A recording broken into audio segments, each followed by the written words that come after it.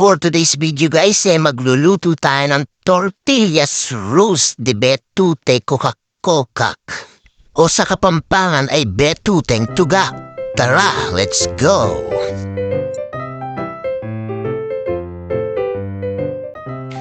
At ayan na nga guys, mamuhuli na tayo ng main recipe ng ating batuteng tuga.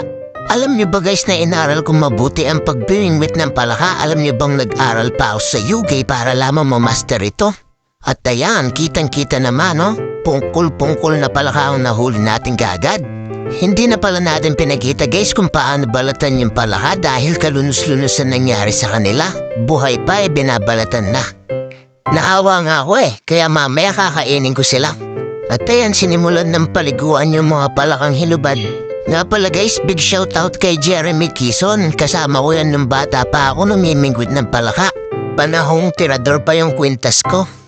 Hiniwa na pala dyan guys yung bell pepper tapos sinanggalan na ng buto ni nanay. Nahiwa na rin pala dyan yung carrots guys saka sibuyas. Di ko na ipakita sa inyo.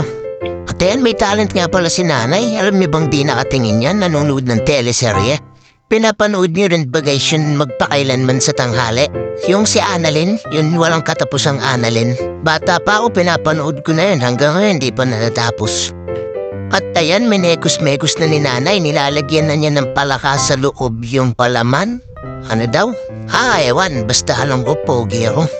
Nga pala guys, giniling na baboy na may carrots, na may sibuyas at may kalamansi at may tuyo yung nilagay dyan.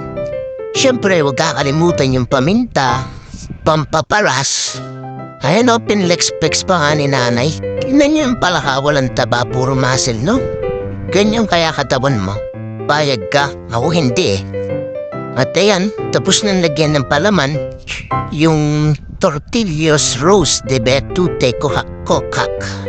Dahil dyan pwede nang isalang sa kumukulong mantika. Si nanay na nga pala pinagprito natin dahil expert siya. Nag-aral kasi siya ng Spanish bread. Nag-aral din sana ako ng Spanish bread sa Spain kaso di ako pinayagan. Pangputong makabayan ka lang, sabi niya sa akin. Kaya pinabayaan ko na lang. 2,000 years later.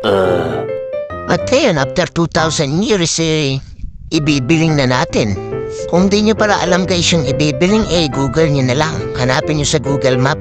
Doon ako nagtatanong pag naliligaw ako Tapos dito naman sa video natin hanapin nyo lang yung share. Click nyo lang yun guys.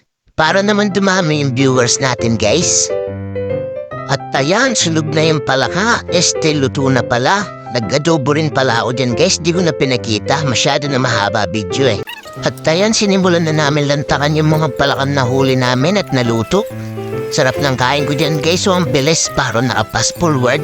Pero normal lang yan guys.